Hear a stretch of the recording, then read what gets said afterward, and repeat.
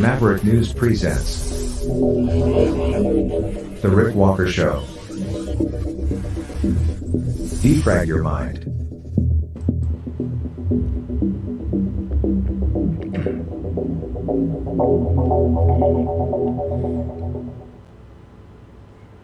Greetings, all. Hello, Maverick family and new viewers, wherever you may be on this great big giant flying marble. We have so much to talk about.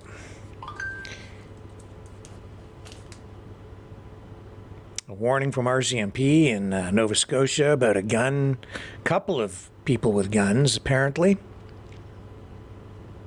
Looks like everything is going to be okay there now, but we'll tell you what happened.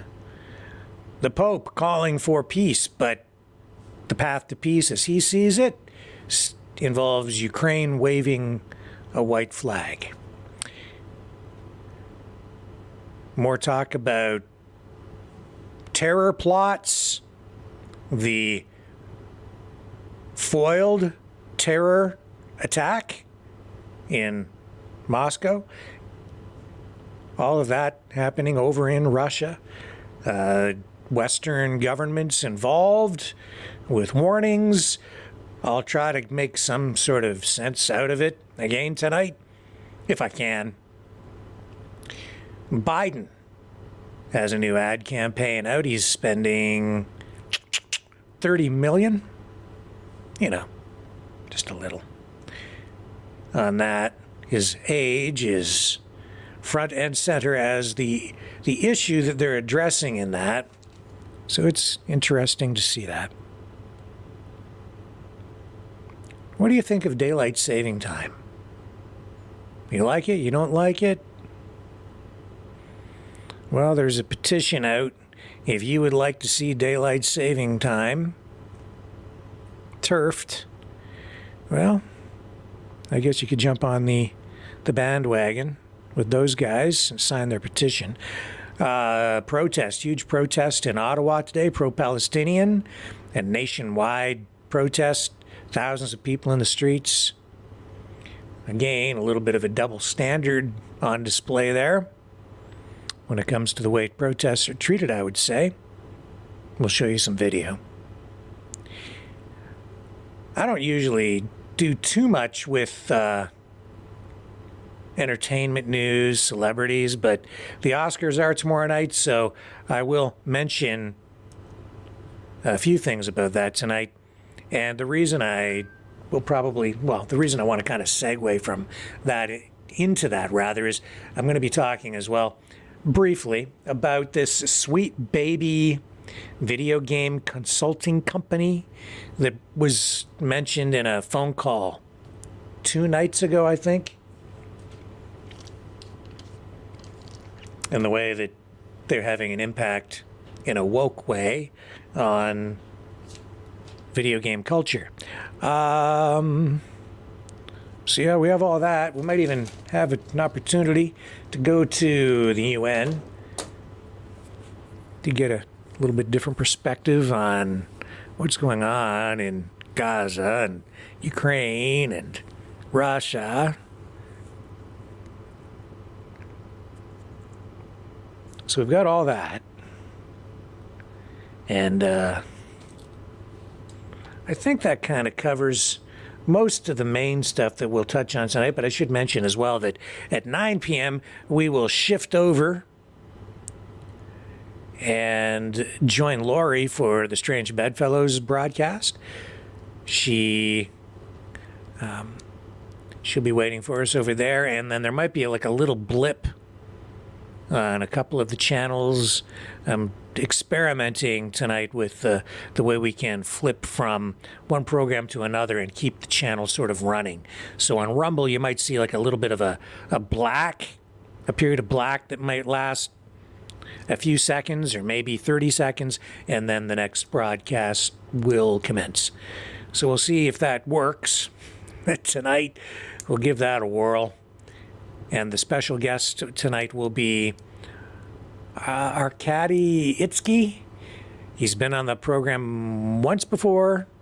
He is a lawyer and a former IDF soldier fighting for Israel. He will bring a unique perspective to this discussion on everything going on in Gaza. So you're not going to want to miss that. It's going to be a hot topic, very controversial. It'll trigger some people, make no mistake. And I think we're going to see a whole lot of triggering going on tonight as we dig into the whole woke culture thing and the way it's impacting movies and video games. And then if we have time, maybe we'll try to go to the phones and lay out a few other issues and give you guys a chance to weigh in as well on any of the top news stories of the day, which we will begin covering when we come back after this. The information war is raging. Truth without integrity is worth nothing. Maverick News. Because those who have power and those who seek it must be held accountable. The world is watching. Join our family of truth seekers. Donate today and add your voice to the chorus of Maverick Knights. Donate at maverickdonations.com. Truth. Integrity. It's the Maverick way.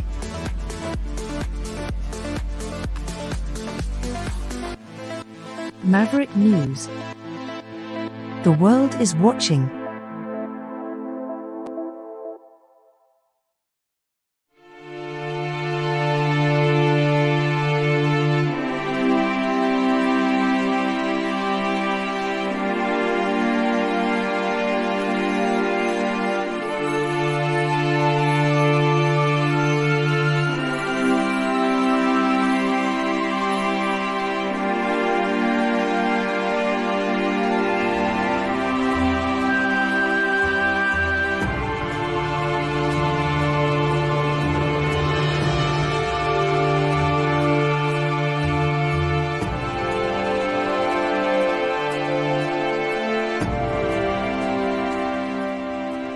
Maverick News.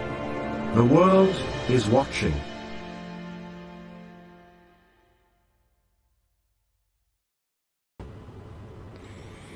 I'm back, and Joe Biden wants to come back for a second kick at the can as president, or at least the people behind him want him to do that. If I were him, with the way things are going, I might be inclined to just go to the beach for the rest of my life.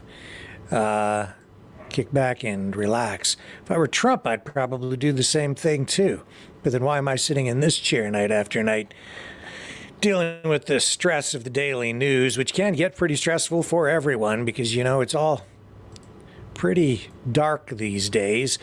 Hard to find some of those little pockets of sunshine, but they're out there. They're trying to make Joe Biden look sunshiny, a little bit, little fresh by dealing with his age issue head on.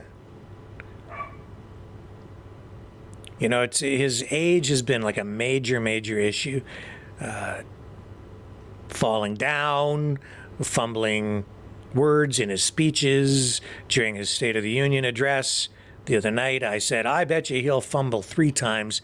We ended up with maybe 7, at least 6 occasions where he fumbled his words. An indication that he's just not that sharp mentally. Well, he has a new ad that he just produced, or his team produced for him, with him. He just addresses the issue of age straight on. What this reminds me of is that debate. Was it the debate between Reagan and Mondale?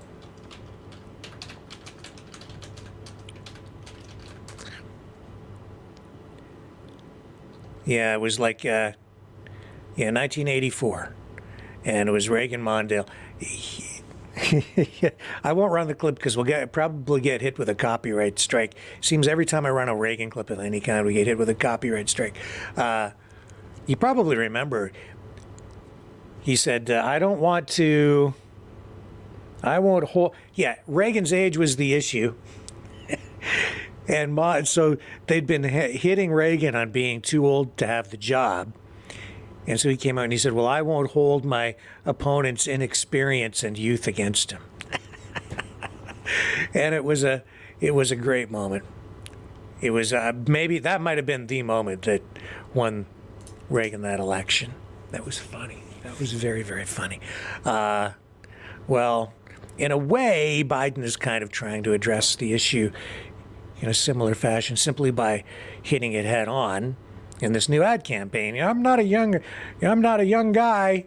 Yeah, no kidding, Joe. Here's what the ad looks like. Look, I'm not a young guy. That's no secret. But here's the deal. I understand how to get things done for the American people.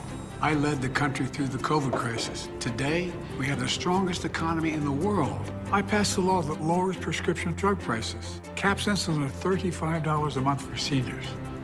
For 4 years, Donald Trump tried to pass an infrastructure law, and he failed. I got it done. Now we're rebuilding America. I passed the biggest law in history to combat climate change because our future depends on it. Donald Trump took away the freedom of women to choose. I'm determined to make Roe v. Wade the law of the land again. Donald Trump believes the job of the president is to take care of Donald Trump. I believe the job of the president is to fight for you, the American people, and that's what I'm doing. I'm Joe Biden, and I approve this message. Oh, hang on. Look, I'm very young, energetic, and handsome. What the hell am I doing this for? So that's what's run. That's what they're going to run with, at least for now. I don't know. What did you guys think? I'm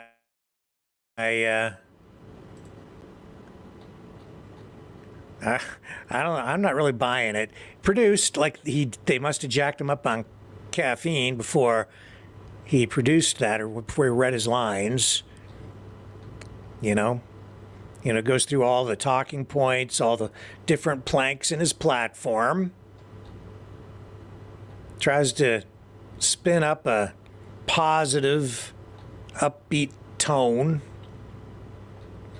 Hammers Trump.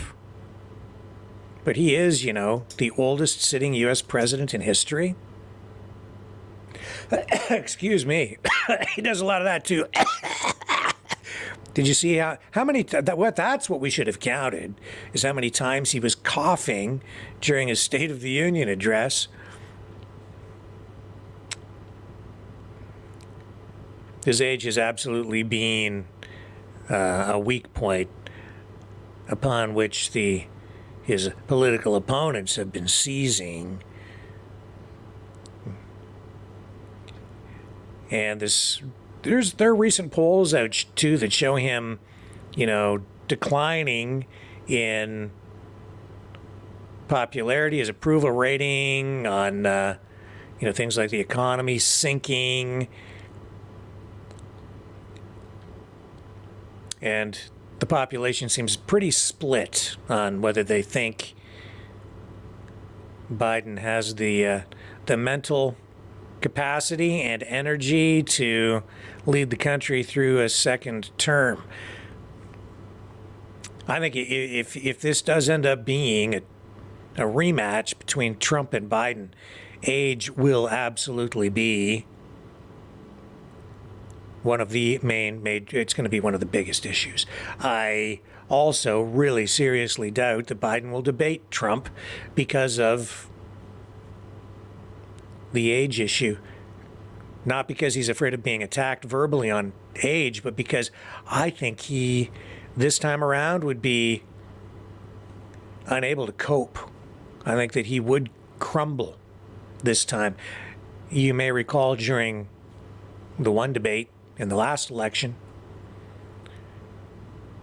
Trump was trying to get Biden to stumble, make a mistake. He was pushing and verbally interjecting and almost heckling him at times frustrating Biden until finally Biden came out and said, "Ma, why don't you just shut up?" Oh, it was pretty sad all the way around. Hardly a polite or civil conversation or even debate. It just went straight down into the gutter at that point. So yeah, this advertisement that you just watched is part of a $30 million ad campaign. It's also not only running on television, but also on digital platforms, cable, local broadcast. It'll be running in Michigan, Pennsylvania, Wisconsin, Arizona, Georgia, Nevada, North Carolina. Airtime has been purchased on ESPN, TNT, FX, Adult Swim, Comedy Central. And it's also going to run during the NCAA college tournament, March Madness. Will it make a difference? Will it help him? Oh, it'll help because it does make him look a lot more vibrant than he actually is. And most important, he doesn't fall down in the ad. Sorry. It's true. Sorry, true.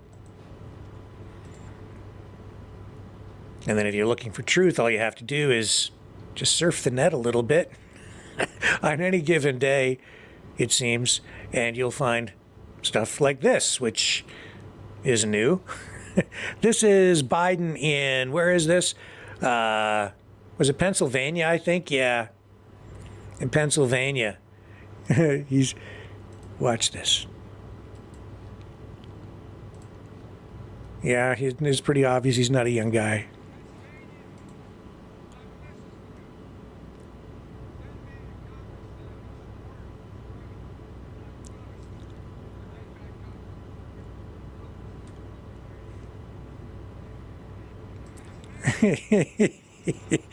Send me to Congress. Dude, you're running for president. Oh, I'm sorry. It's at this point, it's hardly even funny.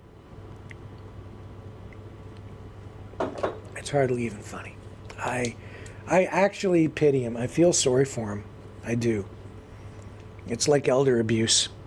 He should not be in that job. He's just there. He's just an empty suit or an empty sweater or cardigan or whatever he had on there. It's just terrible. To make him do that day in, day out. And sometimes he just looks exhausted, you know. Really just exhausted. Pope Francis says Ukraine should have the courage of the white flag. He's calling on Ukraine, Zelenskyy, to negotiate an end to the war with Russia. Says they shouldn't be ashamed of it, shouldn't be ashamed to sit down at the same table with Russia and carry out peace talks.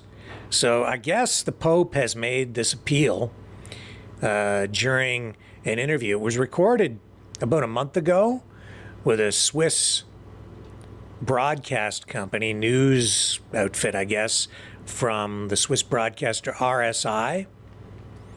Some of this was released today. I don't have the clip from it, but certainly worth mentioning just because of the tone of it. And he says in this interview, quote, "I think that the strongest one is the one who looks at the situation, thinks about the people, and has the courage of the white flag and negotiates." So he went on to say that talks should take place with the help of international powers. Now, at this point, Ukraine still has its heels dug in. Zelenskyy standing firm on not participating with Russia on peace talks. Zelenskyy has said many times that the initiative in peace negotiations must belong to the country which has been invaded. And it looks like Russia is gaining ground and certainly has the upper hand at this point in Ukraine on the battlefield. We're now going into the third year for this conflict, and we know that Russia is running low on ammunition. We're seeing, I think, something going on in the United States where resolution on this standoff of sorts, resulting in a delay for the approval of additional funding and military aid to Ukraine. I think it seems to be coming to an end. And it looks like this funding will be approved and go through. 90 billion in total, 60 billion, I believe, for Ukraine alone, 30 billion-ish for other military interventions and support, including in places like Taiwan.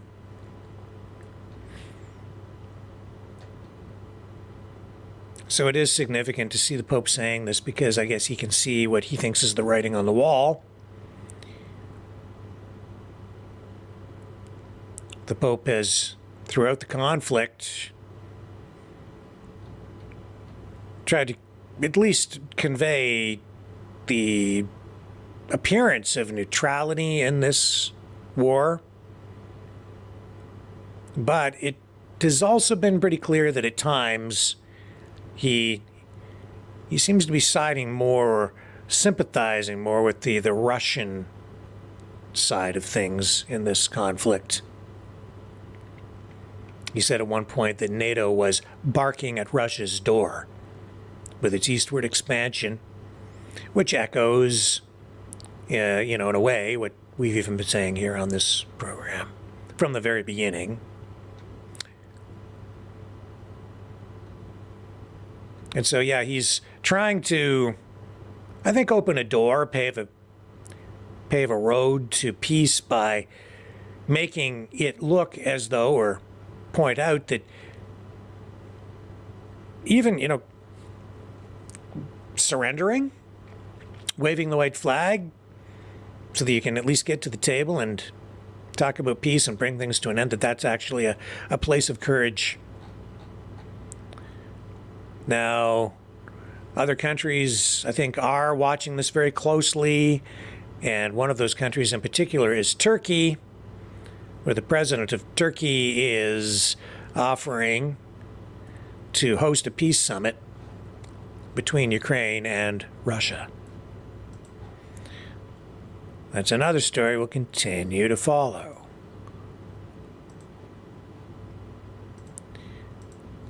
Now, related to that, sort of, I guess it's related, these terror attacks, or this foiled terror attack, rather, in Russia, which we told you about yesterday, still being talked about over in Russia, not so much here, not getting any mainstream media attention, really. If you go really looking for it, you can find some references to what has been going on over there with regard to that. Now, yesterday we told you there was this foiled terror attempt with Russian authorities arresting 2 people. It appears now, the information we're getting, and I'll just check to make sure there's nothing new coming in beyond what I found out about when we first went on the air. Yeah, so it looks like these 2 people arrested, or not arrested rather, but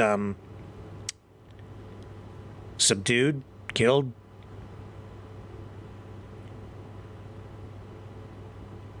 They're from Kazakhstan. Let me just check the notes over here. So, Kazakhstan intelligence services are checking into these media reports about the liquidation of those 2 Kazakhstani, whatever they are, terrorists, political operatives, whatever. So there's all that. And Yeah, we'll see. There's not a lot of information coming out there, but while all that was going on, the United States, the UK, Germany went and issued warnings saying that people should avoid large gatherings over the next 48 hours. I think we still have probably about 24 hours maybe left, 20 hours, something like that in that security alert. So that was Thursday, Friday. I don't know, it's got to be maybe coming to an end. With the time shift, it's hard for me to keep track of exactly where we're at, but I haven't seen any information coming through that would indicate those warnings have been rescinded at this point. So the British Embassy in Moscow shared this warning as well from the United States, saying UK nationals should avoid all travel to Russia. And then 6 other countries joined in to warn their citizens about this possible threat, including Canada, Sweden, South Korea, Latvia, the Czech Republic. It's hard to know really what's going on, why this is happening. There's been some counter narrative on all of that, thinking that this is some sort of a political thing involving Western governments over there. I don't know. Because the nature of the threat that was identified was not specific. So we don't know what was going on with these two people that were liquidated. I don't know. But the Russian Federal Security Service is saying, apparently in a statement, that they've managed to prevent what they're calling an Islamic State terror cell, which was planning to commit a terrorist act against one of the Jewish religious institutions in Moscow. So you see, this rise in anti-Semitism is not just happening here in North America, it's really happening all around the world. And I would say this is unprecedented. I bet you, now I wasn't alive during the time period just prior to World War II, but I don't know, maybe it was similar at that time. I wasn't alive, so hard for me to sit here and compare the mood, the tone, the political Overton window, the overall situation. Is this history repeating itself? Is it history rhyming? Is it just similar? Are the conditions anywhere near the same? I think the conditions are considerably different right now than they were prior to World War II. There are a lot of similarities, the economy in dire straits, but now it's more of a global thing. It was so as well at the time with the Depression, coming out of the Depression prior to World War II. But the real pain, the really severe pain, was sort of happening in Germany, and that's because of the war reparations and the massive inflation that was taking place in Germany prior to World War II, and that is what gave Hitler the momentum that he was looking for to seize power prior to the Second World War breaking out. Now, those kinds of conditions are more global. We see more polarization, more radicalization. We see the left and the right splitting off to, if you want to look at it as, the left and the right, but it is wrapping around, and you're seeing convergence of various political factions from the left and the right coming together, finding common ground on certain issues, and in some cases prejudice, bigotry, definitely in some cases, and some other issues, anti-Jewish sentiment. It's coming to a head there. Whether people care to acknowledge it or not, it's absolutely happening. But I digress. But you can see it in the streets. Absolutely can see it in the streets. But Russian media tonight confirming that Kazakhstan has confirmed the deaths of those two people, which it has confirmed as being its citizens in that anti-terrorism operation in Russia,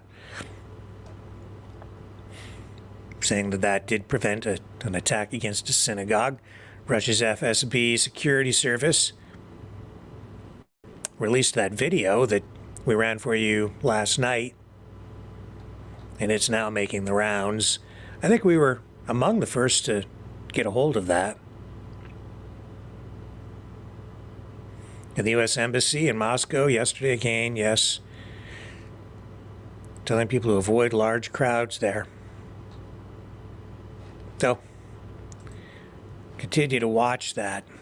And when I say that you can kind of see convergence, I would say it was on display today in Ottawa, in a way. I think it's hard for people to understand the politics behind this, but you have a huge pro-Palestine protest. I guess they took over Wellington Street. Little video here from our friend Chris Dacey that I'll show you. A brief clip. He's got a bunch of stuff up. You might want to go check out his work. He has other stuff up on Facebook and on Twitter.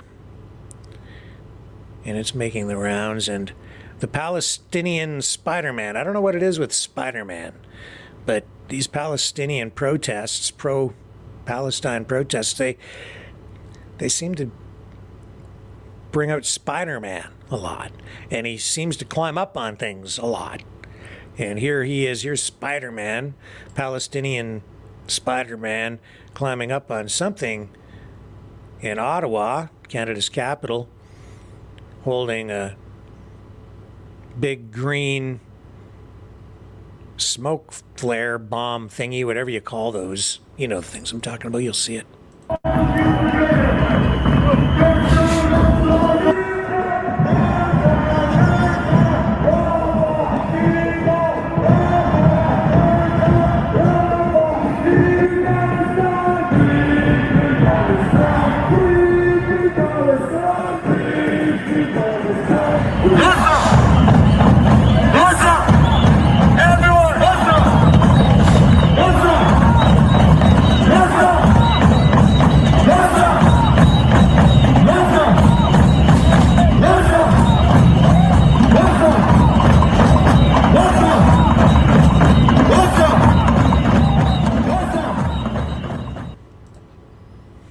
Again, that from Chris Dacey. And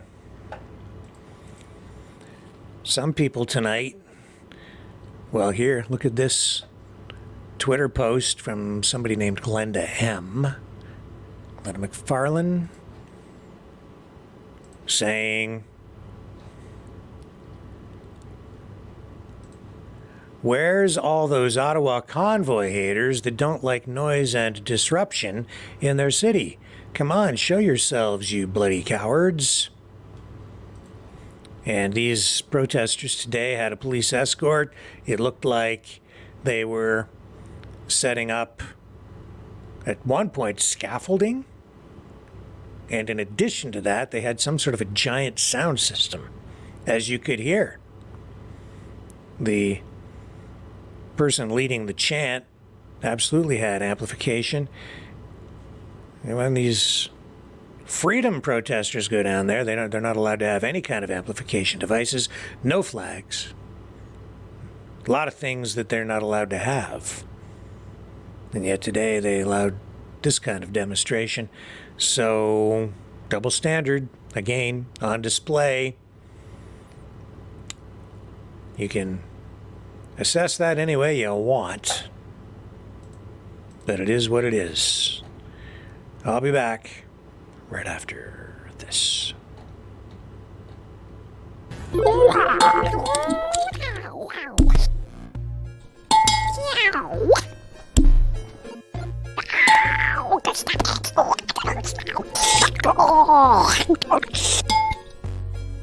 Exile.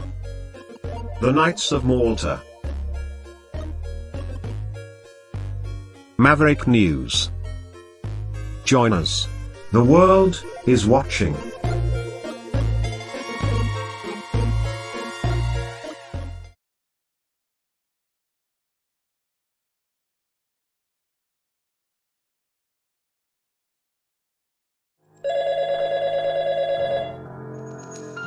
Feel the vibrations.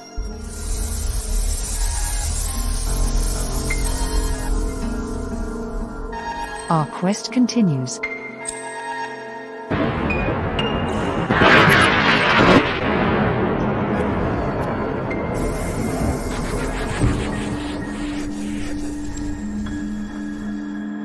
The truth is out there.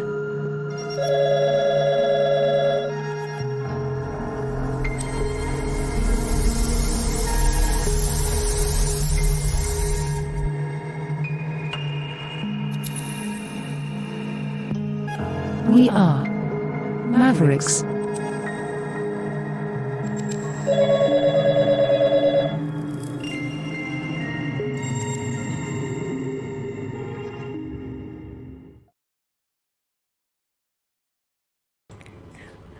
Yeah, I wasn't wasn't able to really figure out what exactly this next clip is about, but I think, to try to give it some context, this was some sort of staff meeting maybe, or a workshop or a conference or something for Google employees anyway. So you have some Google employees in the audience, and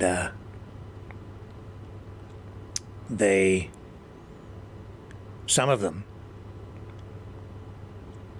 took exception to Google's position, I guess, on what's going on in Gaza. So what should have been, I think, sort of a business type session for these Google employees turned into an exercise in political activism. Here, you'll see. You'll see what I mean. This guy, some sort of a software engineer, not happy. I'm a Google Cloud software engineer, and I refuse to build technology that powers genocide, apartheid, or surveillance. Project Nimbus puts Palestinian community members in danger.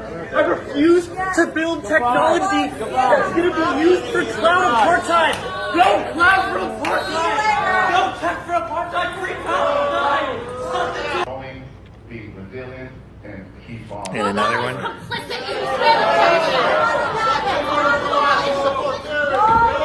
I don't know. Yeah.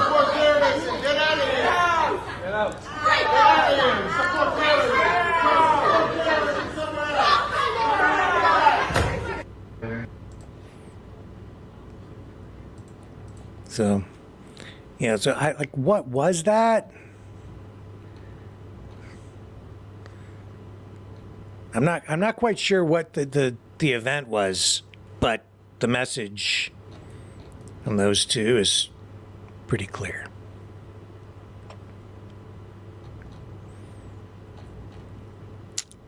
So the battle rages, not just in Gaza but around the world, at protests as well. And just to go back to the situation in Ukraine for a moment. With all this talk of a foiled terror attack and warnings of another pending possible terror attack, Zelenskyy, I guess, came out and has accused Russia of planning a terror attack. So I'll run you that clip too, just to be thorough and offer real balance here. I don't want to be accused of only allowing one side to present its case. So here's Vladimir Zelenskyy and his accusations leveled at Russia, saying they're planning to engage in some sort of nuclear terrorism at that nuclear power plant that's been under attack from time to time during this conflict. Дорогі українці, українки, і всі люди світу. Всі, я підкреслюю це. Zaporizhzhia. Щойно була доповідь нашої розвідки та Служби безпеки України. 2 пункти. Російський теракт. What I should do here, I guess, Щойно folks, була is доповідь. I will read the captions for those who are only listening on the podcast. Okay, so it says, "Dear Дорогі Ukrainians українці, українки, і всі люди and all the people of the world, світу. Всі, я підкреслюю це. all of them, Щойно I була emphasize, we have just had a report from our доповідь intelligence нашої розвідки та Служби and the security service of безпеки Ukraine. України. 2 пункти. 2 points. Російський теракт. The Russian terrorist attack at the Kharkova hydroelectric Електростанції, який відбувся. power plant that took Ще один place, and another terrorist attack, which теракт, який, на жаль, unfortunately готується російськими is being окупантами. prepared by the Russian На Запорізькій occupiers станції. at the Zaporizhzhia nuclear power Щодо plant. Каховки. Regarding Kharkova, Ukrainian intelligence on the security service of Розвідка Ukraine та Служба безпеки України зібрали нові докази того, have gathered new evidence of how Russian terrorists blew up the dam and other structures of the Kharkova hydroelectric power plant. І це був абсолютно It was an absolute, deliberate, premeditated crime прорахований злочин. На окупованій in the occupied territory at the plant that was under. території, на This seems like it's old. станції, яка була під повним контролем окупантів. Full control of the occupiers, and importantly, last year we warned the world that Russia was preparing such a terrorist attack. We warned them when we received the first confirmed information about the mining of the hydroelectric power plant. Now concerning the Zaporizhzhia NPP, Я нагадую тим, хто забув. I remind those who have forgotten, this is the largest nuclear power plant in Europe. Everyone in the world, the IAFA, all countries, all leaders know exactly what is happening there. Russia uses the Zaporizhzhia nuclear power plant as an element in its aggression. It occupies the plant, it uses it to cover the shelling of neighboring cities, it keeps weapons and troops there. Зараз наша розвідка Now our intelligence has received information that Russia is considering a scenario терористичного акту of a terrorist attack at the Zaporizhzhia nuclear power plant, a terrorist attack with radiation leakage. Вони все підготували. They prepared everything for На this. жаль, вже Unfortunately, I have repeatedly had to remind що радіація не that знає radiation has no state державних borders, кордонів. І те, по кому вона and вдарить, who it will hit is визначається determined лише only by the wind напрямком direction. вітру. Ми передаємо всю наявну We інформацію. share all available information with our partners, everyone in the world, Всі докази. all the evidence. Europe, Америка, America, China, Brazil, India, and the Arab world. Китай, Бразилія, Індія, Арабський світ, Африка, всі країни, абсолютно всі Africa, all countries, absolutely everyone should know мають this. це знати. Міжнародні International organizations, absolutely everyone. жодних терактів. There should never be any terrorist attacks at nuclear power plants anywhere. Цього разу немає. This time it should not be like with як Kharkova. страховкою. Світ, The world has been warned, отже, світ so the world can and може must і act. повинен діяти. Слава Україні. Glory to Ukraine. Дорогі So that's Zelenskyy. Now, this week, the Russian ambassador to the United Nations, Mr. Polyansky, spoke. And again, in fairness, this was yesterday, but I'll run this because I'm certain you guys have, very unlikely that you guys have seen this. So we'll run his address to the UN, which touches on these issues as well. Dmitry Polyansky, who has been on this program.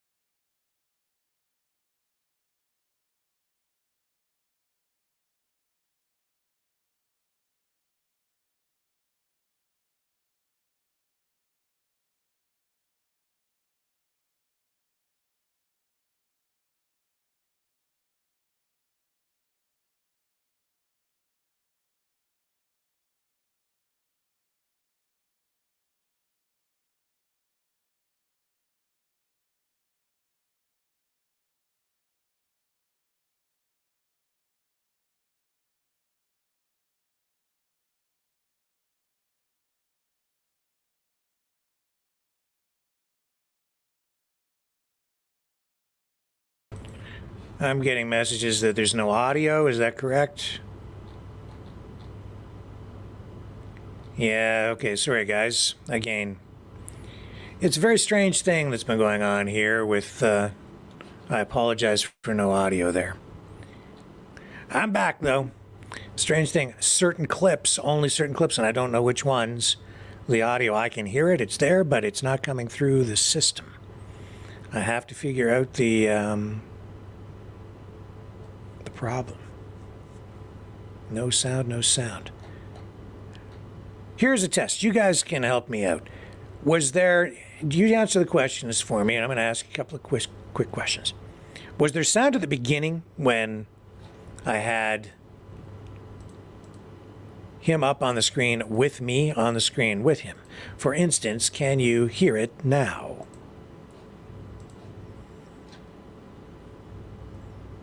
Can you hear him speaking at all? No? No? Okay. So, no sound. Very odd. I will figure it out in the days ahead. I'll spend some more time tomorrow. You know what I'm going to do? I'm going to make a note of that. Clip right there. So that I can go back to it and use it as a test clip later. Then I can figure out what's going on. Here we go. I'll just make a note of that. Just bear with me one moment, folks. I'll take a moment now so that I can save a ton of time later. That'll be the test clip. So we know it doesn't work. I will find out why. Okay. Thank you for your patience on that. Everything kind of went sideways on the audio system when we embedded the new phone system into the computer, and that affected the audio mix. And now every once in a while we get a clip like that that comes up that just doesn't work. So figure it out. Anyway, Polyansky, just touching on all those issues.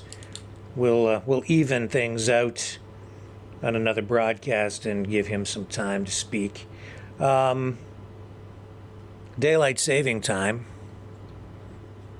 There's a petition out there, I guess, that people can sign. And now, before I get into that, I should actually mention this, because this is actually, I think, more important. Details on this also, very thin at this point. But in Nova Scotia, Canada, Colchester County, the RCMP earlier today, not very long ago, issued an advisory, a dangerous person alert, after reports of shots being fired in Millbrook. So they have since canceled this advisory, that at 6:55 p.m.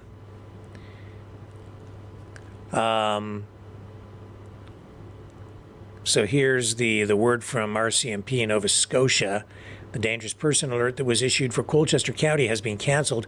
RCMP officers have taken 2 suspects into custody. Officers do not believe there are additional suspects. There is no longer a risk to the public. But earlier, they were advising people to stay inside, lock their doors. They said they had at least 2 people who appeared to be armed and were on foot, armed with, I believe, guns, and said that there may be a danger to the public.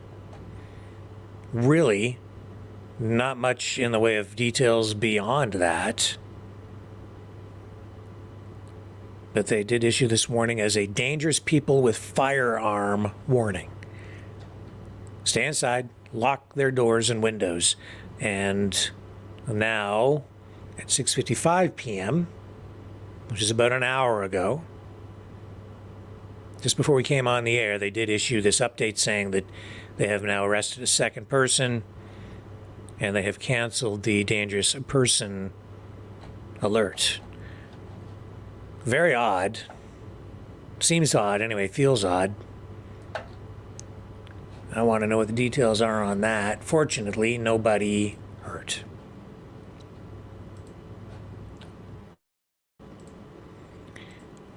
So, cross that one off the list. Now the daylight savings time issue. I know for a lot of people, I think me included, I would not mind at all if they just did away with it. I would like to have a little more daylight all year round. But flipping the clocks ahead and back, and I guess tonight's the night, right? To put your clocks ahead, I think it is, yeah. Fall back, spring forward. Well, there's a petition out there calling on the federal government to end daylight saving time. Apparently, about 75,000 people have signed it already. So this is a petition that's available through change.org, initiated by a woman. What's her name again? It's Shone.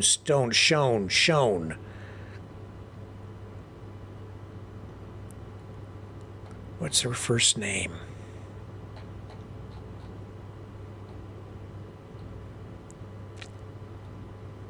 I'm not sure. Just Shone. I guess that's the only name she's using. Shone. Somebody from Brampton started this thing, and it's got some traction. So if you want to roll back or maybe spring forward permanently, then that petition is out there for you at change.org. You know, when you have less sunlight, I think it adds to depression. You don't get the same exposure to the sun, vitamin D deprivation, all of these things. But, you know, especially around here this time of year, all through the winter, it's very gray all the time, and it does affect your mood. I don't like it. But maybe wishing for it is part of imagining something that would be better than it really would end up being, because as you think about, well, let's just do away with daylight saving time, it almost seems like if you did that you'd end up with all this additional sunshine and maybe do away with a big part of winter. But the truth is the days are still going to end up being somewhat shorter, and there's no escaping the winter, not in Canada. Although this year, incredibly mild where I live. I think, you know, did I even shovel the driveway? I think once. Yeah, I partially shoveled the driveway one time this year so far. Now we're almost midway through March. By the time we get past even, you know, the first week of April, here where I live, the chances of getting hit with a major storm really diminishes. And the weather starts to really warm up in April, and then you get into, you know, late April, May. It's very much like spring. By mid-May, it's like summer where I live. So with the way the weather has been here, it's like I think we might escape winter almost altogether this year, which is amazing. And I'm loving it, actually. It's rainy and wet here today.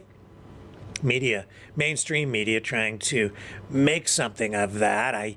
That drove me crazy when I worked in mainstream media. I did not like that. They would tell you to, you know, do stories about a snowstorm that was coming, and it was always going to be the worst one ever. And the reports today were trying to make something out of this rain that we got. It was like an inch of rain. They were talking about this like it's going to be such a big, and it's going to be a lot of rain and it's cold and blustery. Well, so what? It's nothing. It ended up being nothing. Fear mongering over just a little bit of rain.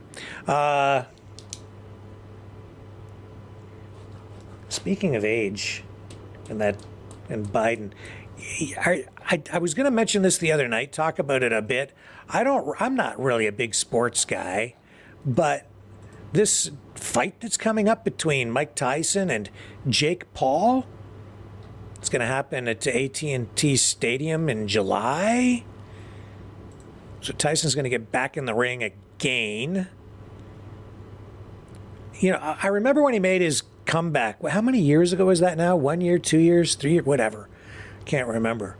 That was such a big deal. Everybody was expecting such a big, a spectacle. Iron Mike's getting back in the ring. And here we go again with Mike Tyson stepping back into the ring. But I got to tell you, I was so not disappointed. What I realized was, as much as people remembered the Mike Tyson of days gone by, when he was in his prime and at the top of his game, in that comeback fight, he did not look chipper.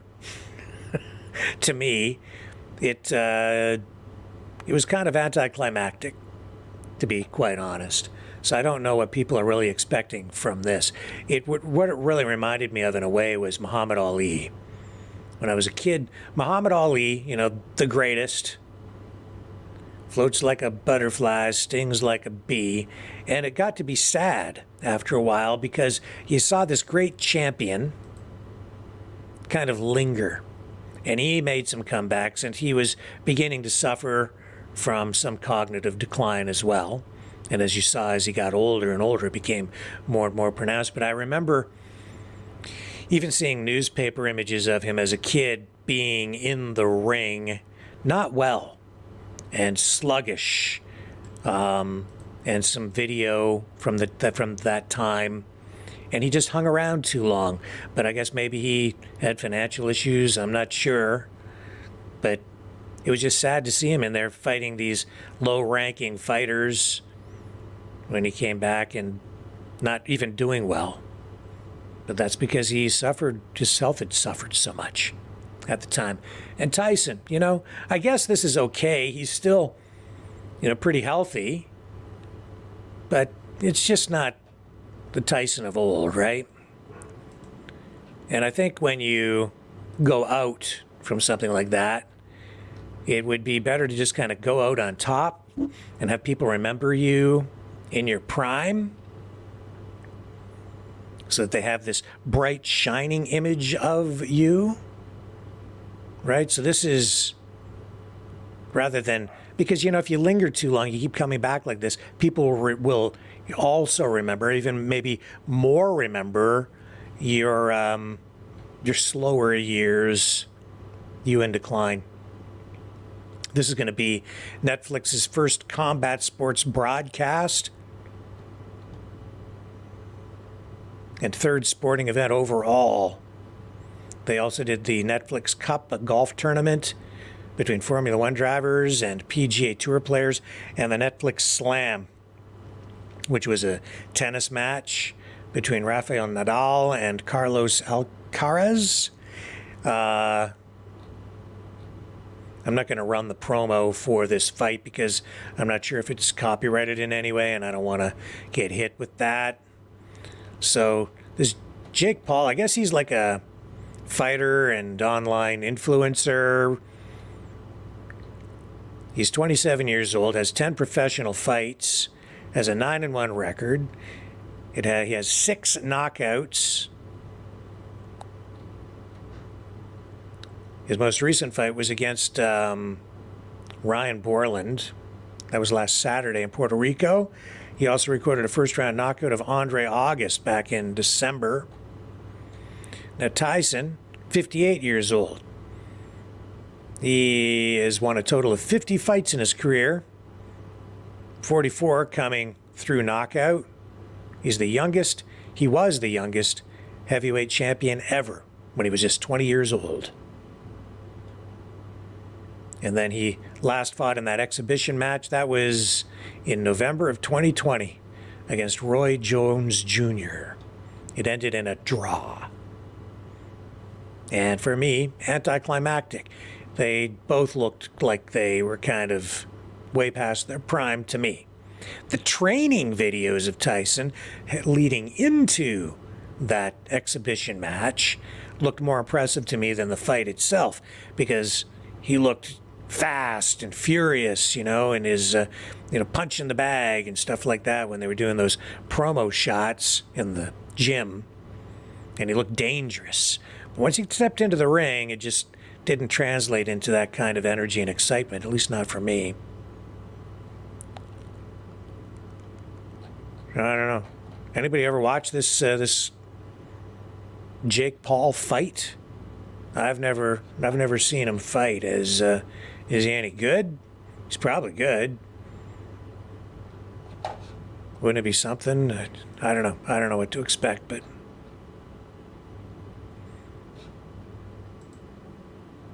he's lost his edge, that's for sure. And he's talked about that too in online and podcasts and live streams that he's done, where he generates a big audience online just by showing up because of his name.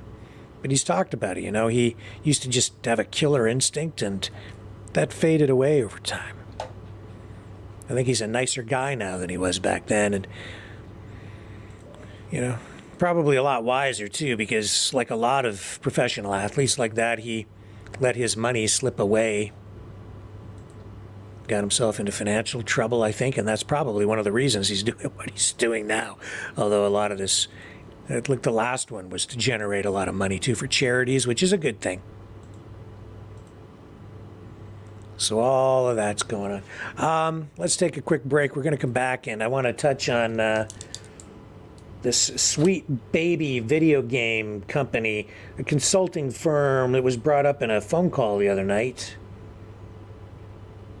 This consulting firm appears to be pretty woke, and that's at the core of the whole issue surrounding them. Sweet Baby, coming up on the other side. Stay with me.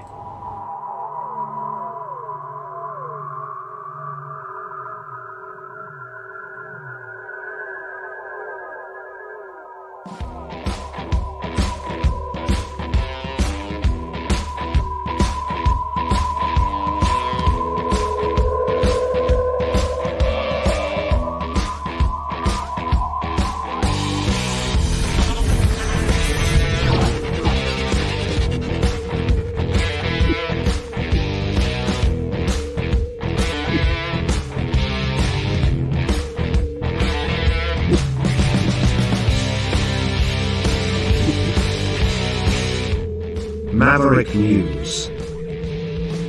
The world is watching.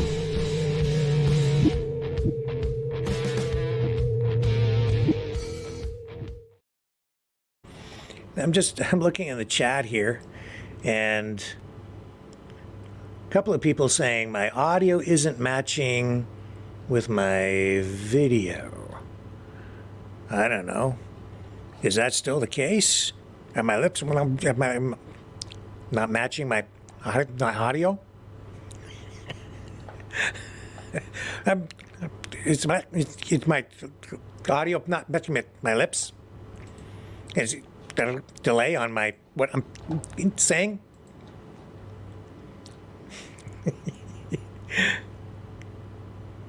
Somebody else saying it's fine on their device, so it might be on the recipient's end of the transmission. I don't know. And somebody else is saying that when I check out Jake Paul, I'll end up rooting for Tyson. Yeah, I don't know anything about Jake Paul. I used to pay more attention to sports when I was younger, but not so much now. Especially hockey. I used to play hockey when I was younger. Canadian, right? Played a little bit of travel hockey when I was a kid, so I was lucky that way. And I used to pay attention to hockey. But there are a lot fewer teams. Today, I don't even really watch hockey. You know why I don't watch hockey? Too many teams, too many players. I can't keep track of them all. And I think the game is faster now. It's an incredible display of talent. The skill levels have improved so much compared to when I was younger, just because of the programs to nurture the players have become so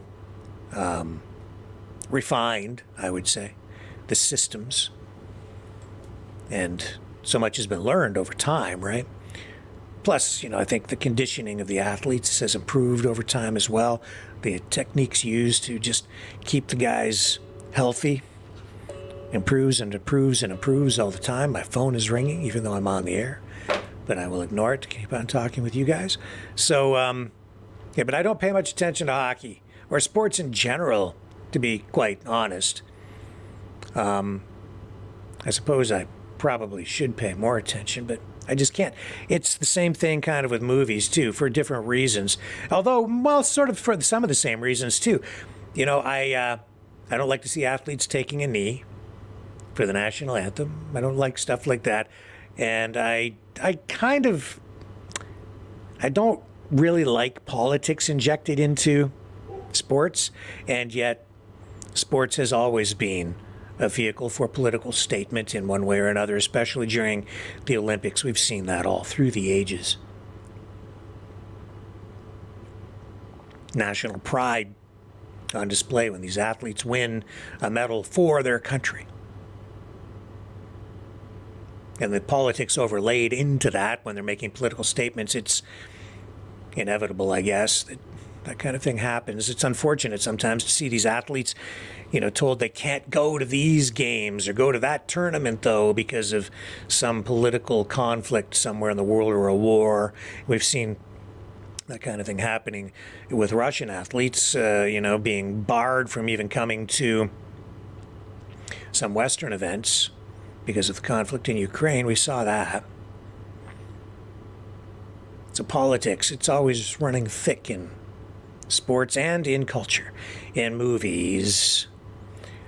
I don't watch that many new movies anymore. When I was in college, I used to do, for the student radio station, a film review program, and then actually ended up carrying that over for a little while with one of the local radio stations where I lived, commercial radio stations.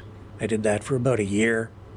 And when I was younger, I used to go to the theater all the time, like every week.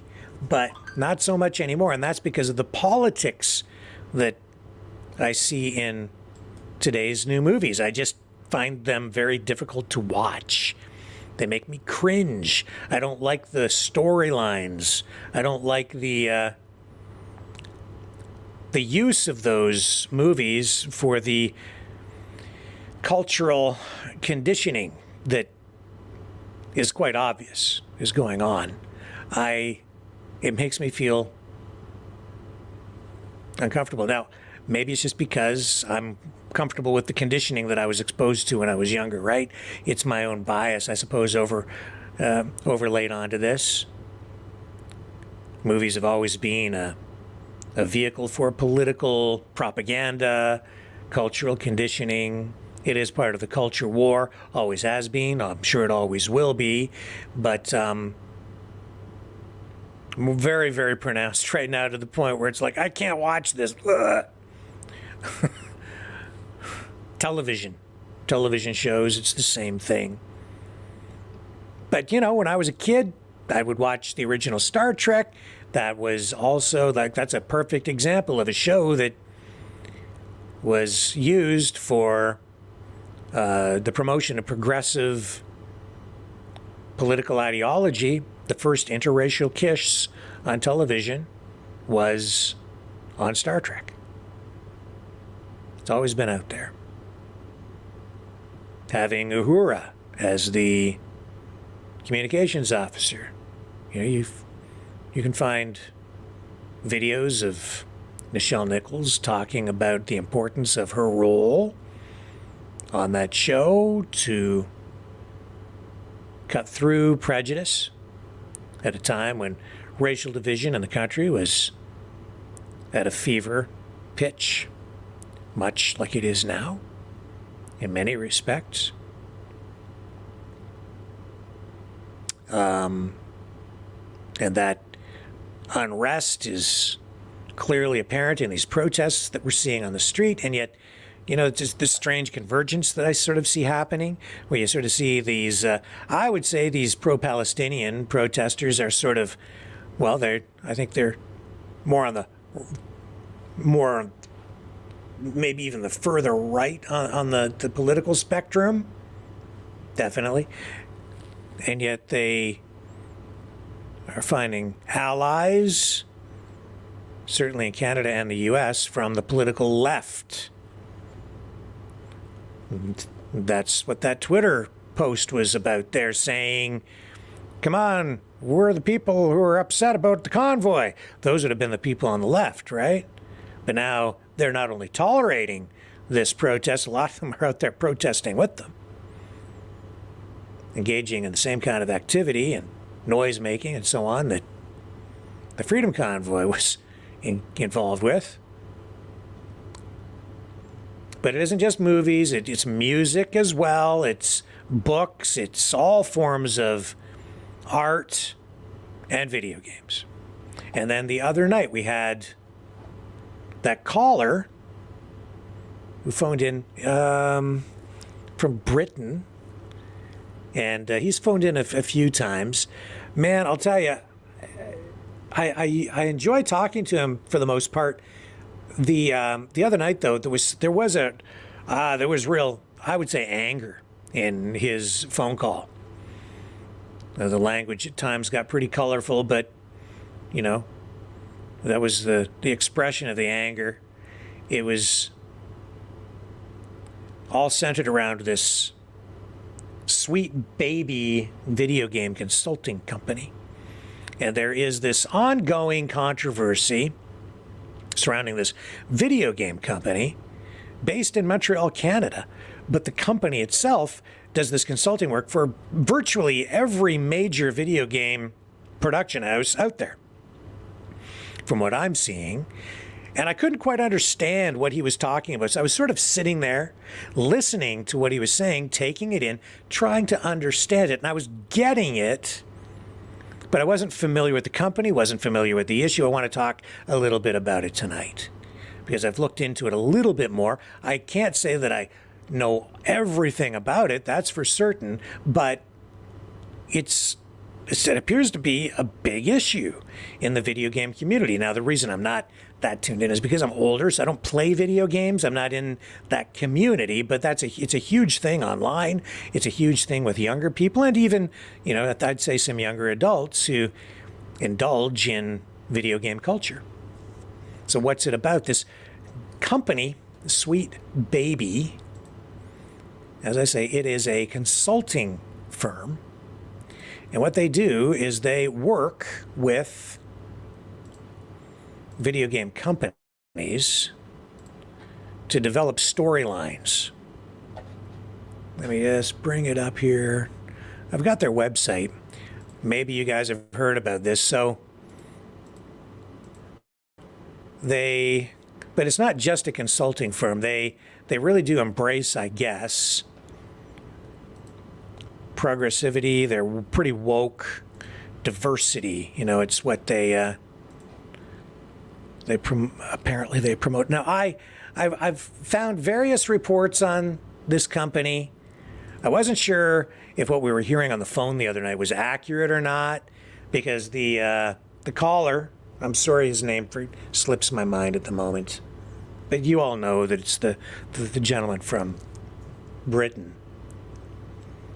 Anyway, he was talking about how in some of these video games that this company has consulted with, and in particular, I think it's the one that he was referring to was this Suicide Squad video game. I think that's what he was referring to, where the Suicide Squad kill the Justice League.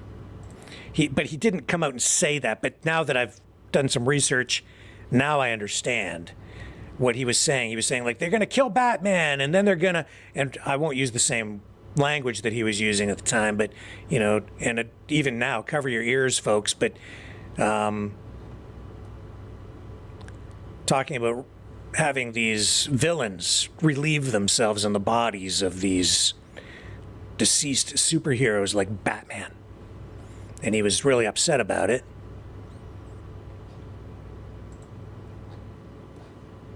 But the big issue, I guess, is that that this company And I'm talking about this because it is, I guess it's a huge issue online.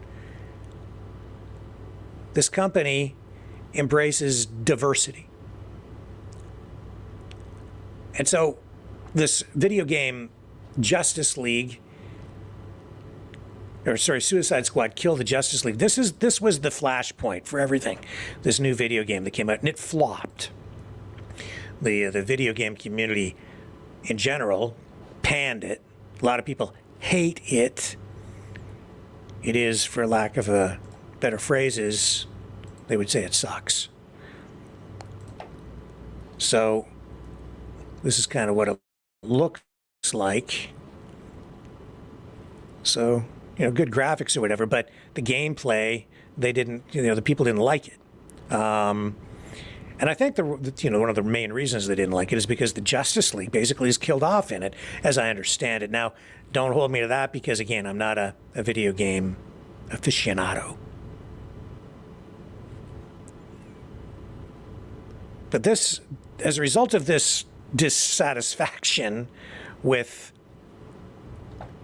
the Suicide Squad video game, this protest, this community on Steam developed,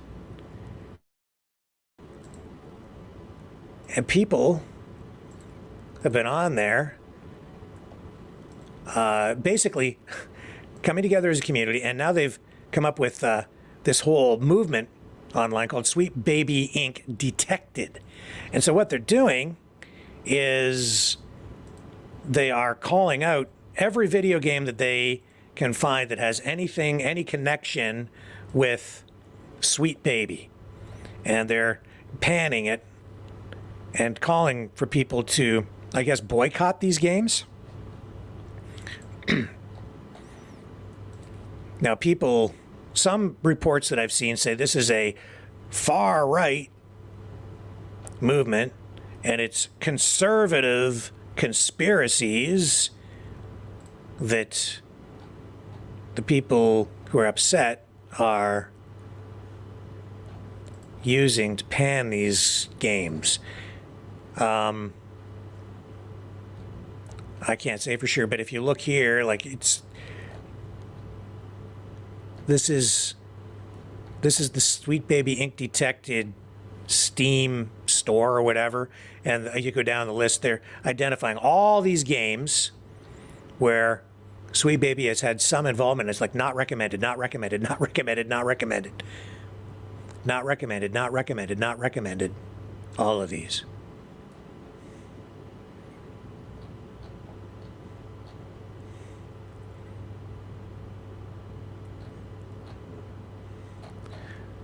So they're just helping people identify anything that this company had anything to do with. And so I've spent a little bit of time watching online, looking at what's going on with this controversy.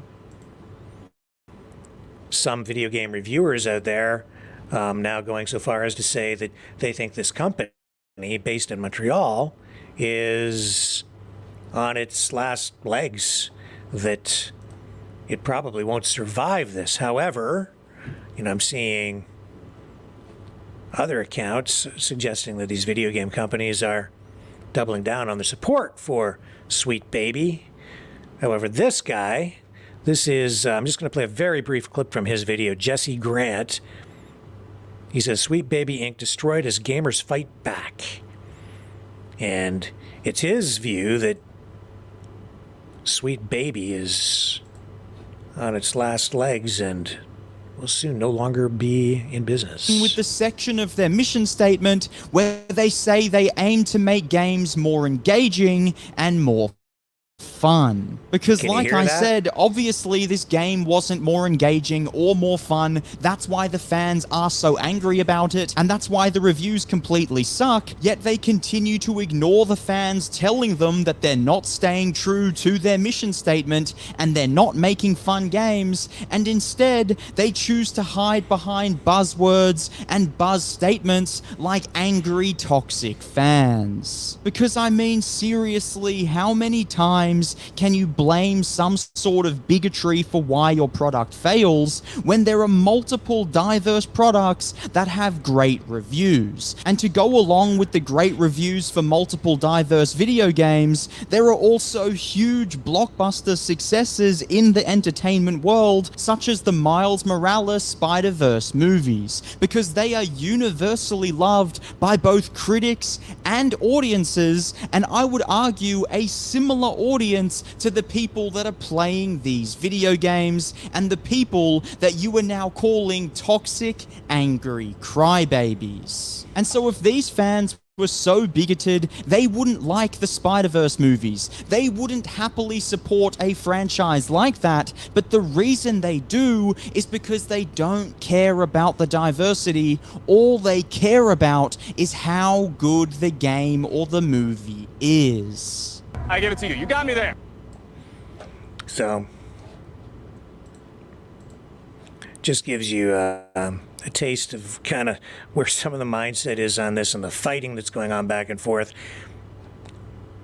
I've seen, on the opposite side, media reports calling out guys like this. I've seen, the woke crowd saying it's all conservative conspiracies, and on the conservative side, or the anti-sweet baby or sweet baby detected group, they're like, stop putting all this woke politics in our product. This is another Bud Light moment. And it's exploded online. So today, to kind of make sure that I was understanding things properly, I went down to the local comic shop here. I'm going to go talk to some people who are still immersed in this stuff. So I went down and I just had a chat with some of the people there. I didn't record anything. I'm not going to use any names or anything like that. But, it's a place where people do hang out. I knew that. So I went down, I just walked in and started talking to people about this, and they're all aware of it. So it is a big deal for that segment of the world. I just thought we'd talk about it a little bit tonight, because I don't think the caller last night really captured the essence of what the controversy is. A lot of anger in his call. A lot of focus on, one aspect of that one game and what he was talking about. It was difficult for me to understand this. My position on it is, at this point anyway, is I don't think we should be surprised that this is going on. The accusations here, I think, are such that people are saying this company, Sweet Baby, which is probably just made up of a bunch of cosplayer, Comic-Con, LGBTQS plus mostly focused people, or maybe not even, but probably cosplayers. But I don't think we should be surprised that this is going on.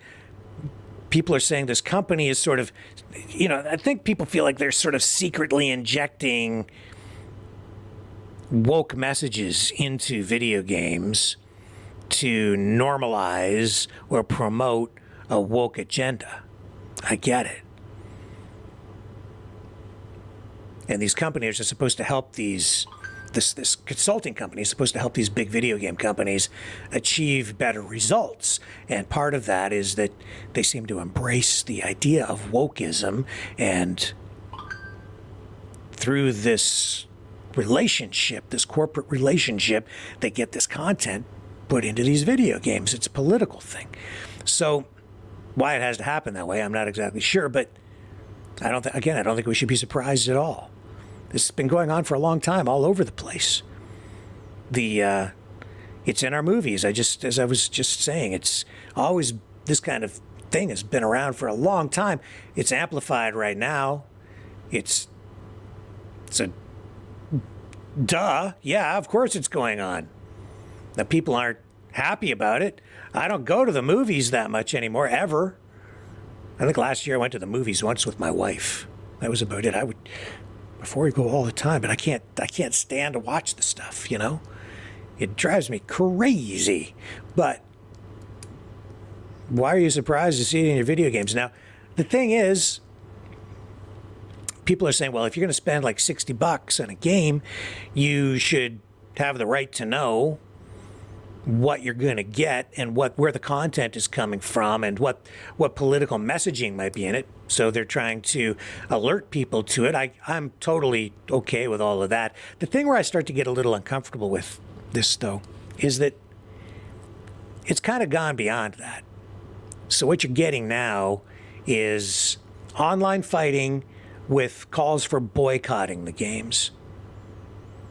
And when people on the freedom side or the conservative side start to call for boycotts, things like that, get a little uncomfortable. You can express your displeasure with the product, but that's like cancel culture. And that, to me, is the same kind of mentality that you get on the other side. And that's something that people have been complaining about for a long time, too, suffering from as a victim of cancel culture, which people dissociate with political movement from the left and political pressure from the left, where the left will, impose pressure on corporations to cancel somebody, a broadcaster. Get rid of that broadcaster. They have a political view. We don't like it. They're too right wing. Turf them. Well, in my mind, that's not really freedom. What we have here is people screaming for free speech, freedom of expression on both sides, trying to cancel the other side out because they only want free speech or freedom of expression really kind of for themselves. They don't want products out there that they disagree with, things that make them feel uncomfortable or that make them angry even. It's a difficult thing to navigate, but that's what I kind of see going on with this whole thing. And just turn that phone off. So again, this just further illustrates the challenges that we as a society are facing, where we're trying to deal with with our wide range of issues, with freedom of expression, freedom of speech, freedom of choice at the core of it. Again, to me, the answer ultimately is tolerance and allowing people to choose whatever they want, allowing the marketplace to dictate whether products or services survive or die. Let people vote with their wallets, but don't deprive people of something. This is just my personal opinion here. Don't deprive somebody of a woke product if they want it. And if somebody can make it and sell it, then people should be allowed to have that. I wouldn't stand in the way of anybody buying a video game where Sweet Baby Inc. or whatever they are is consulted on it. And if that's the messaging that people are comfortable with, then that's cool. I'm not going to sit there and say, ban the Sweet Baby. I don't want to ban books and I don't want to ban video games for political reasons like that. There's a line, of course, where things would cross over into illegal things and other reasons why maybe you couldn't allow it on the marketplace.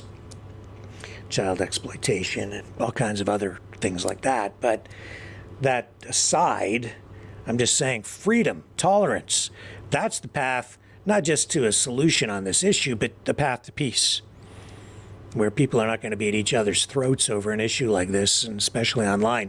Unfortunately, there will always be people out there that we disagree with.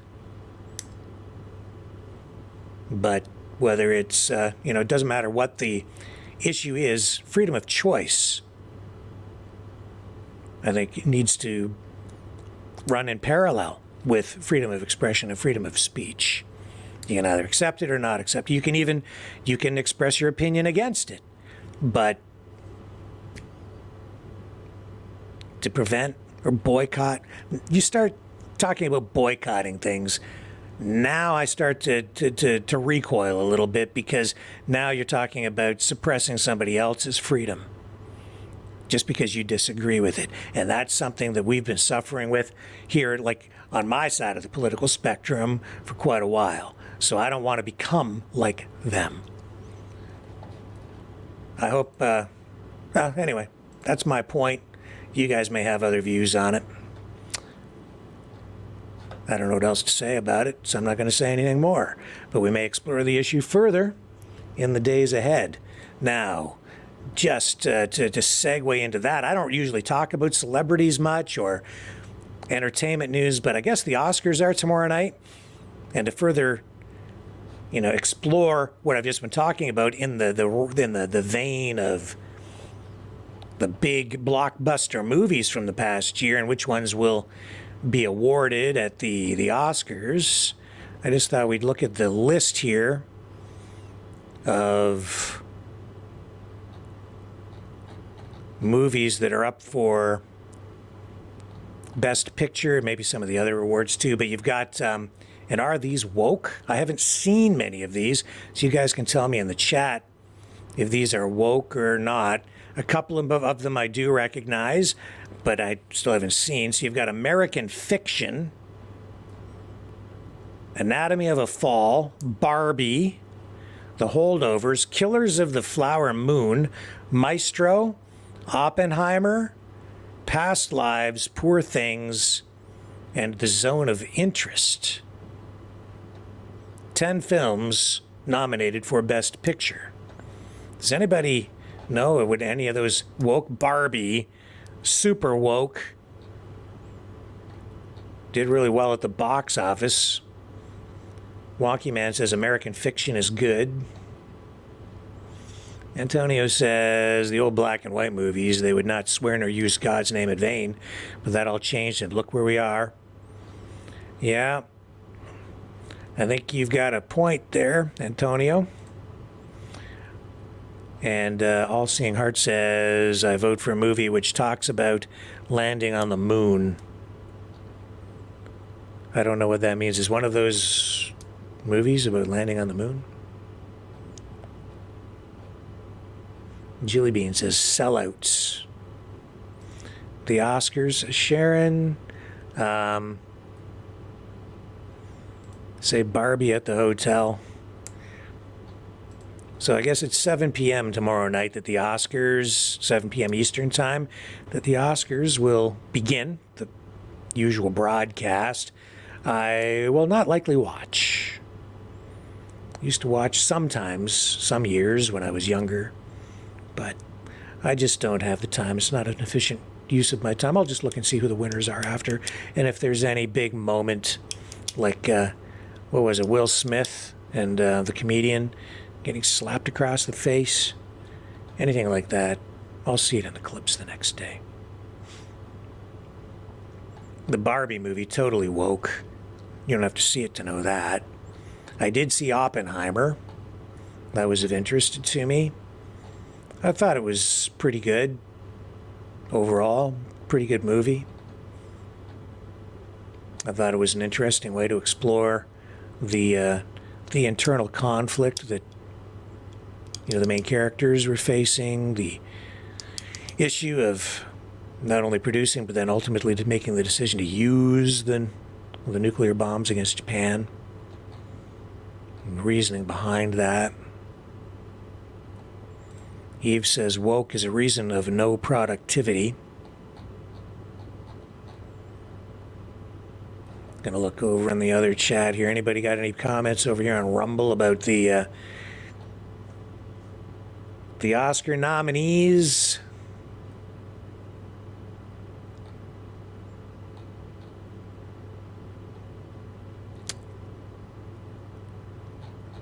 Just looking in here.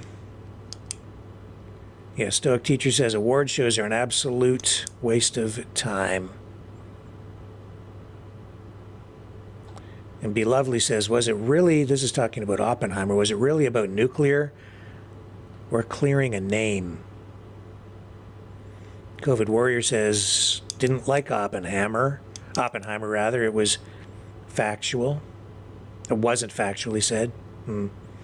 Yeah, some dispute about that. And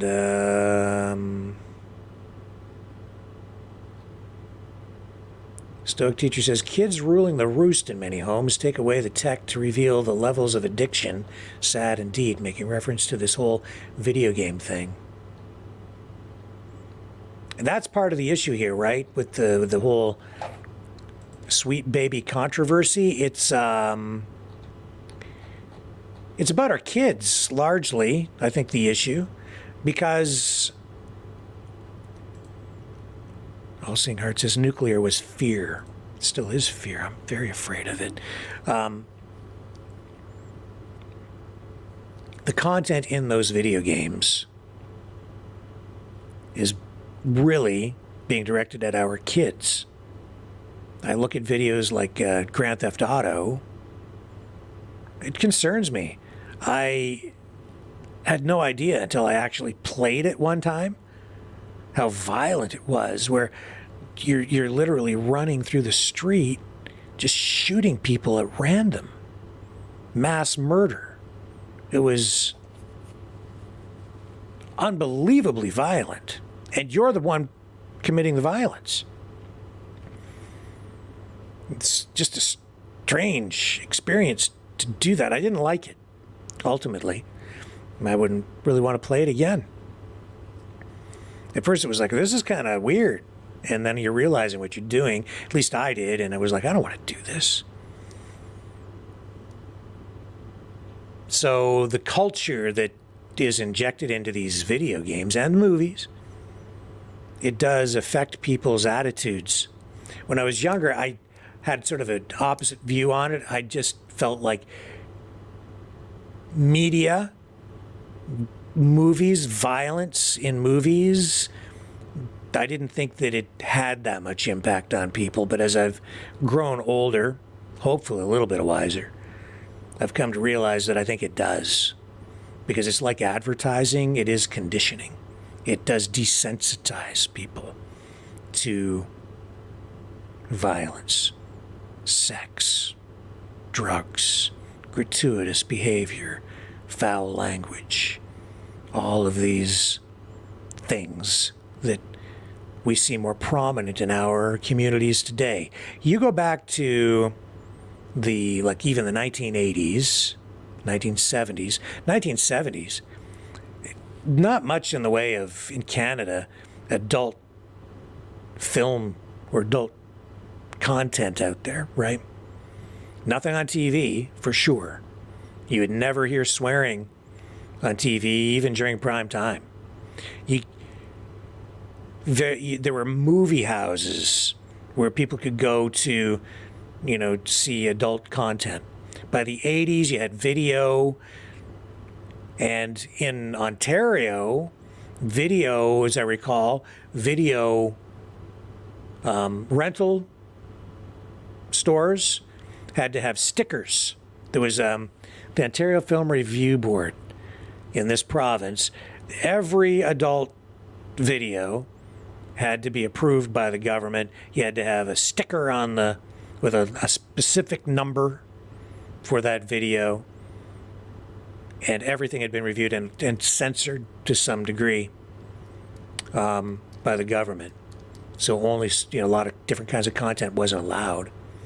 And then in the 90s, things loosened up more and more. And then you started to see this content more and more on television late at night.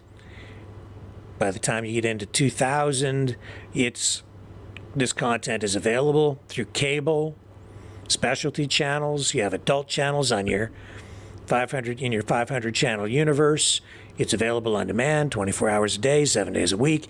And then you've got the internet coming online. Now it's available all the time online. People are being bombarded with sexual images. Pornography is available 24/7 on demand anytime you want. Everywhere, all around the world. Even though they have these safeguards in place to protect children from being exposed to this content, you and I both know, we all know, that it's incredibly easy for any minor to get online and see any of this kind of content at any time. Now, I would say it's kind of unnatural to have human beings exposed to that kind of content because prior to this, the relationships between men and women, sexual relationships between human beings, it was social. It was different. It was courting, dating, right? Going out, relationship based. Now in this secular society we live in, everything has shifted so much. It's very much just a physical act for a lot of people. And you're seeing young men, I think, very confused and not sure how to even interact with young women anymore. You add into that the impact of birth control, the pill, the sexual liberation of women, the kind of images and the online content that young women are being exposed to online, where popularity online becomes important to them. Streaming, how many clicks did you get? How many likes? And then you see what's going on. I did not know until just recently that there are explicit images just available on Twitter. I had no idea until just months ago. Didn't realize that, but it's out there on Twitter. Not even on a separate site. It's like that Twitter is the town square. So now in a portion of the town square, I guess must be something there to layer against it to prevent minors from seeing it. But Twitter's the town square, and if you go to that part of the town square, it's pornography. I guess it's kind of like being in New York City, where anything and everything you want is available at any time, 24 hours a day, 7 days a week, 365 days of the year. You want church, it's over there. You want porno, it's over there. This really is a brave new world. It's just like Aldous Huxley, as far as I can see. It's a little bit worrying. It's been destabilizing for our society, I think. We're not prepared. We haven't really been prepared for this. I don't think our young people are really coping with it all that well. I don't think we as a society are coping with it that well. I think we've seen a huge deterioration in national pride, in personal, self-esteem, more divorce, fewer families, decline in the birth rate. As I've said many times, we seem to have lost our moral compass. I think there's a time and a place for letting off steam, but sometimes things just go way too far, And it's just everywhere now.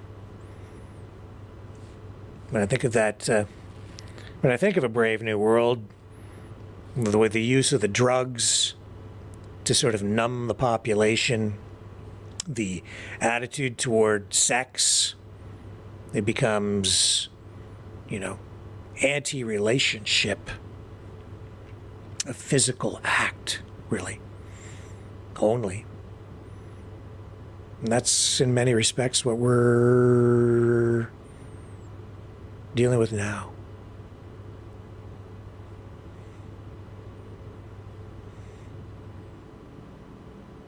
And then as a result of that, you see these young men in particular, isolated, feeling alone, more depression, can't figure out how to get involved in a relationship with a young woman. It's driven a wedge in between people. It's sad. And then, you just come back full circle, this whole sweet baby thing. And just look at the graphics in that video that I was running of Batman with the blood on the face, beaten up. And then it looks like Harley Quinn just pulls out a revolver and, forgive me for saying this, but kills Batman. It looks like she shoots him. point blank. No wonder people didn't like it. Who wants to do that? Reminds me of the comic book series, the short series that came out, The Death of Superman. I think I have that series around here. I think I bought it. I did buy it. I probably still have it here. So I do have it here somewhere. The Death of Superman. Nobody was happy about that. People freaked out. But now it's like, oh yeah, just kill all the Justice League and Suicide Squad. So I get where a caller was coming from the other night. Of course he's upset. Just killed off all the heroes. Who wants that? It's negative, bad. It's a symbol. It's symbolic, I think, a metaphor for. And I haven't played the game, but from what I'm seeing, I think that is a metaphor for where we're at as a society. We should be taking note of it. These people in this company, Sweet Baby, who consulted on that and came up with that storyline or helped to come up with that storyline, I think they're sending us a message, which is that our society, our country, maybe it's at the end of the line. Maybe it's just about game over.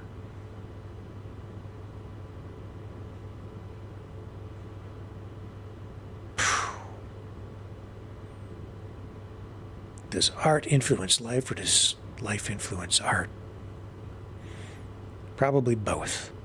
Probably goes both ways.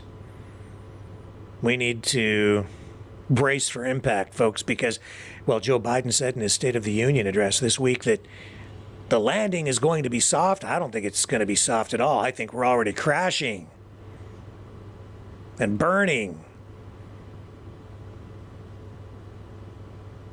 Our economy's not strong.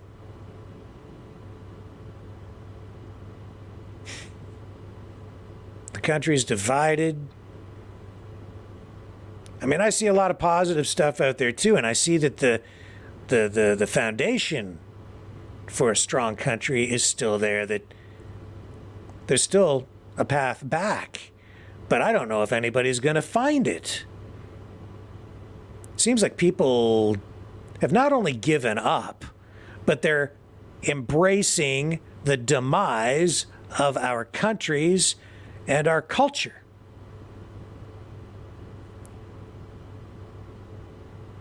And when I say our countries and our culture, I don't mean that in an ethno-nationalist way. I just mean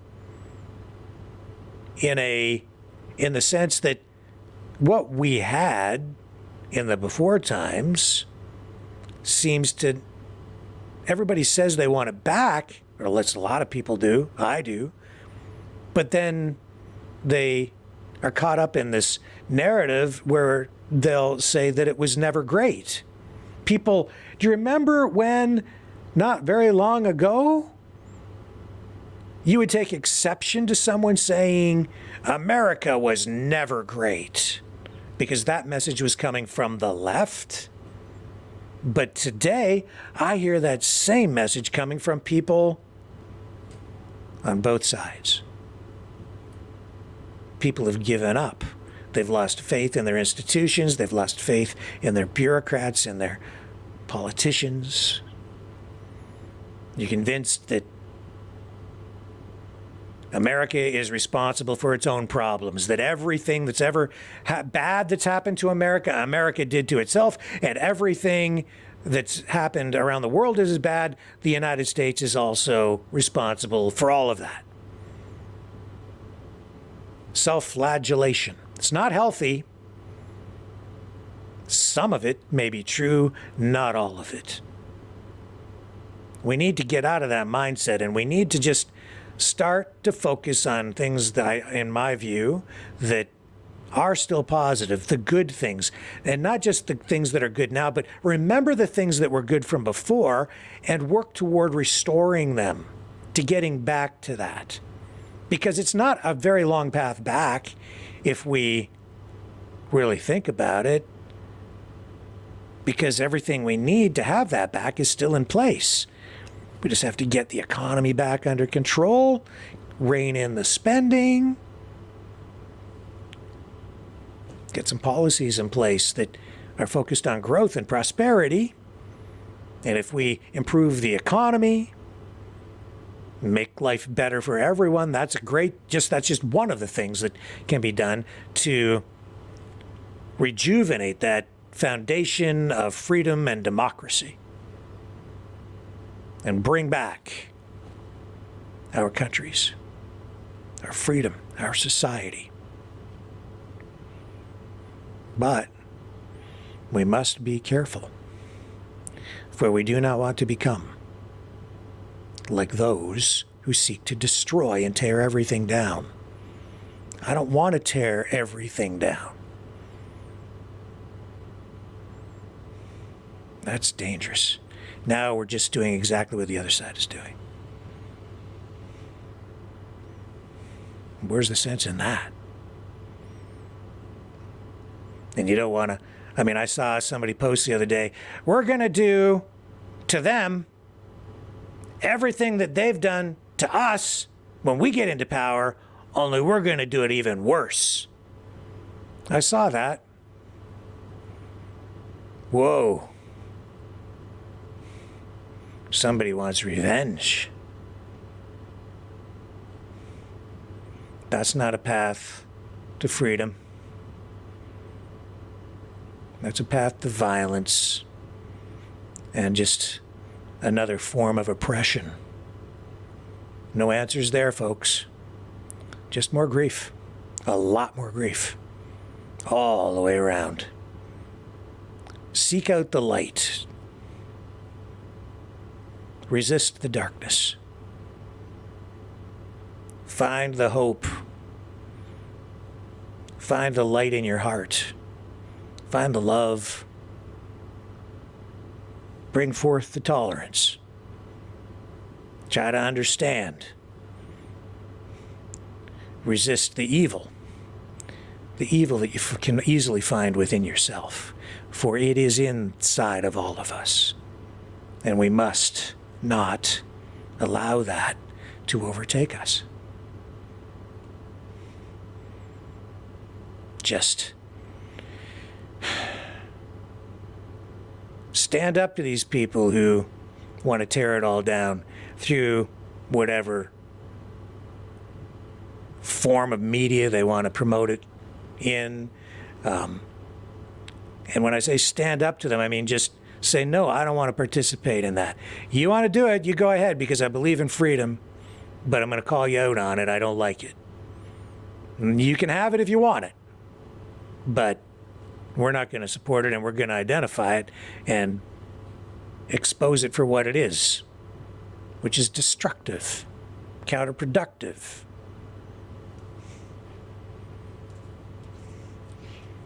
Yeah. Some people think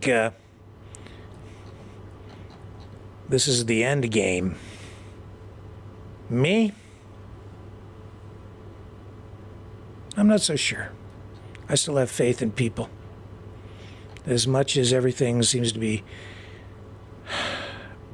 ripped apart, I have faith in the people, in you guys. We're going to find our way. Spit in their eye. Time to end this broadcast and pick up Strange Bedfellows on the other side.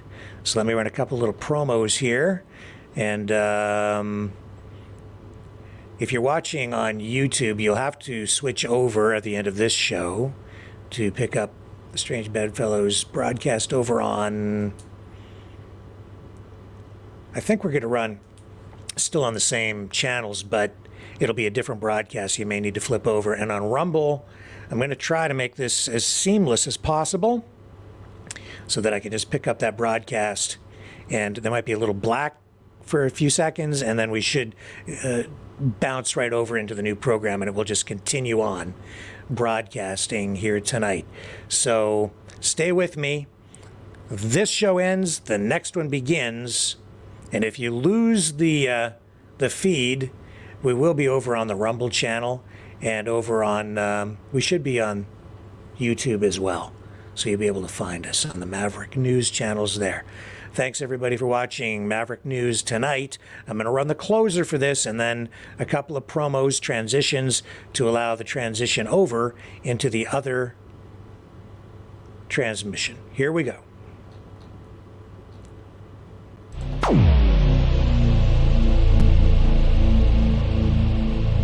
This has been a Maverick Multimedia production.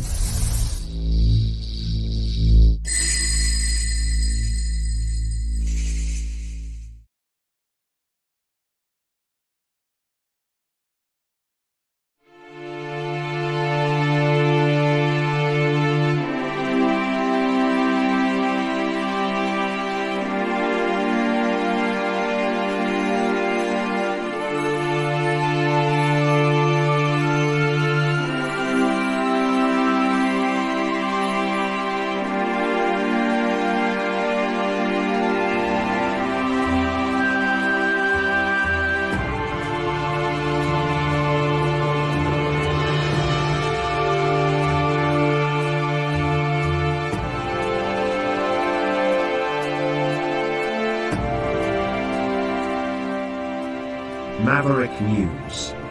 The world is watching.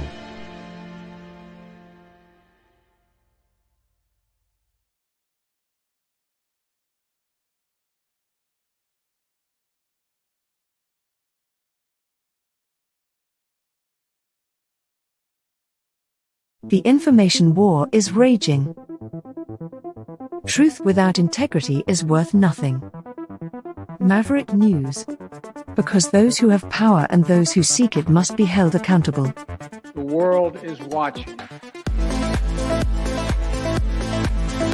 Join our family of truth seekers. Donate today and add your voice to the chorus of Maverick Knights. Donate at maverickdonations.com. Truth. Integrity. It's the Maverick way.